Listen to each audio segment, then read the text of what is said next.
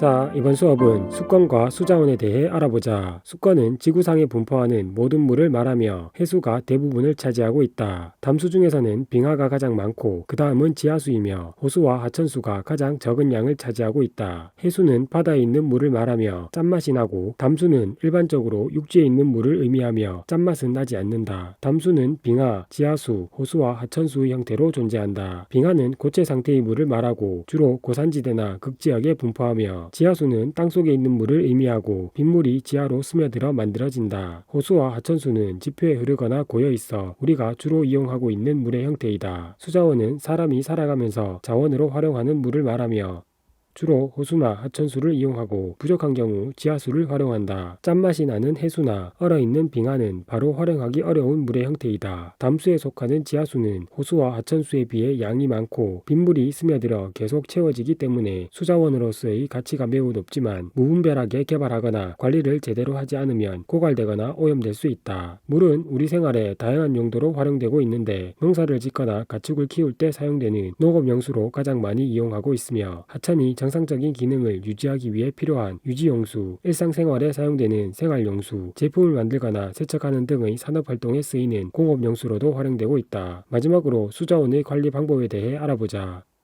댐을 건설하거나 지하수를 개발하고 해수에서 염류를 제거하여 담수를 만드는 해수 담수화 등을 통해 수자원을 확보하여야 하며 생활하수를 줄이고 정수시설을 설치하는 등의 방법으로 물의 오염을 방지해야 한다. 또한 빨래를 모아서 세탁하거나 양치를 할 때 물을 받아서 사용하는 등의 방법으로 물을 절약해서 사용해야만 한다.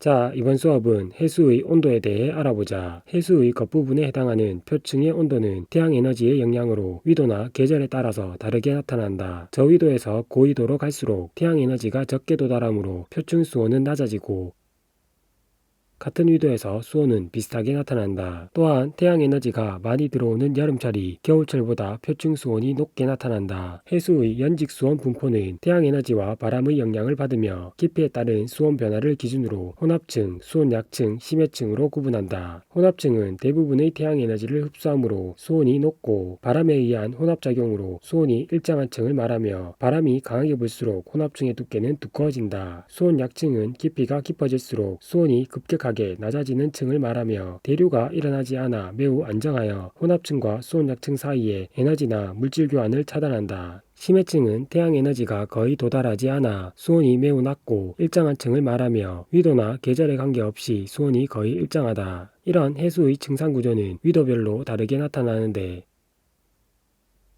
저위도 지역은 표층 수온이 매우 높아 심해층과의 수온 차이가 크게 나타나므로 수온 약층이 발달하고 바람이 약하게 불기 때문에 혼합층은 매우 얇게 나타난다. 중위도 지역은 강한 바람에 의해 혼합층이 발달하고 층상구조가 가장 뚜렷하게 나타나며 고위도 지역은 표층 수온이 매우 낮고 층상구조가 거의 나타나지 않는다.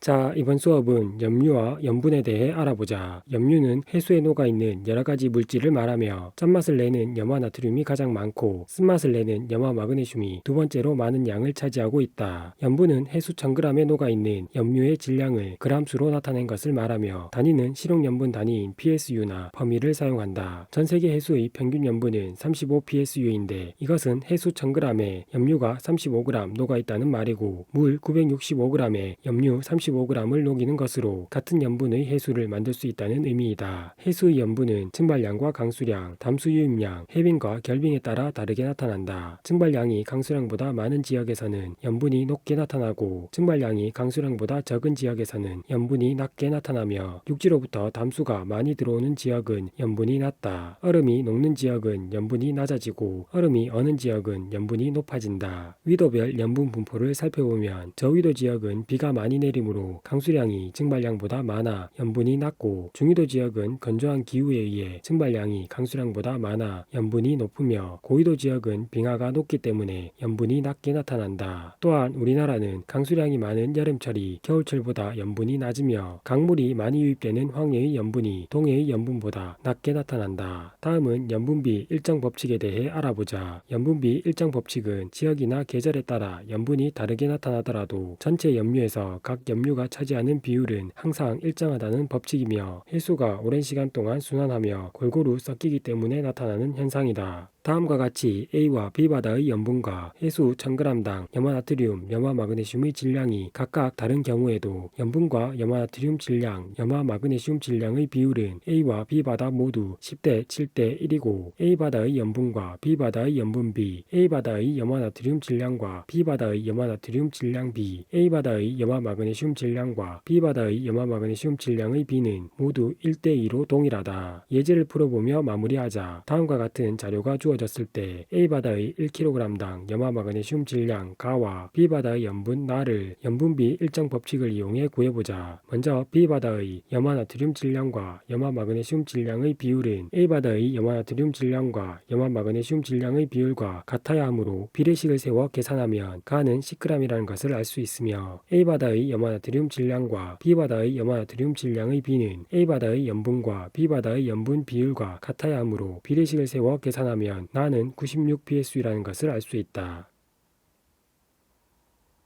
자, 이번 수업은 해류와 조석 현상에 대해 알아보자. 해류는 일정한 방향으로 나타나는 해수의 흐름을 말하며 지속적으로 부는 바람에 의해 나타난다. 해류는 난류와 한류로 구분하는데 난류는 저위도에서 고위도로 흐르는 비교적 따뜻한 해수를 말하고 한류는 고위도에서 저위도로 흐르는 비교적 차가운 해수를 말한다. 난류는 염분이 높고 산소와 영양염류는 적게 녹아 있으며 한류는 염분은 낮지만 산소와 영양염류가 많이 녹아 있다. 우리나라 주변을 흐르는 해류 중 가장 규모가 큰 해류는 북태평양 서쪽 해역을 따라 북쪽으로 흐르는 쿠로시오 해류이며 쿠로시오 해류는 우리나라 주변에 흐르는 난류의 근원이다. 쿠로시오 해류의 일부가 동해 쪽으로 흐르는 것을 동안난류, 황해 쪽으로 흐르는 것은 황해난류라고 하며 북한 한류는 연해저 한류의 일부가 동해안을 따라 남쪽으로 흐르는 것을 말한다. 동안난류와 북한 한류가 만나는 곳을 조경수역이라고 하는데 이곳은 영양염류와 플랑크톤이 풍부하고 한류성 어종과 난류성 어종이 모두 분포하므로 좋은 어장이 형성된다. 조경수역의 위치는 계절에 따라 조금씩 변하는데 여름에는 위쪽으로 북상하고 겨울에는 아래쪽으로 남하한다. 조석은 밀물과 썰물에 의해 해수면의 높이가 주기적으로 높아지고 낮아지는 현상을 말한다. 조석에 의해 해수면의 높이가 가장 높을 때를 만조, 해수면의 높이가 가장 낮을 때는 간조라고 하며 만조와 간조 때의 해수면 높이 차이를 조차라고 한다. 간조에서 만조가 될 때 육지 쪽으로 해수가 밀려 들어오는 것을 밀물이라고 하며 반대로 만조에서 간조로 변할 때 바다 쪽으로 해수가 쓸려 나가는 것을 썰물이라고 한다. 밀물과 썰물처럼 조석에 의해 나타나는 주기적인 해수의 흐름을 조류라고 한다. 시간에 따른 해수면 높이 변화를 나타낸 그래프에서 높이가 가장 높은 지점이 만조, 가장 낮은 지점은 간조이며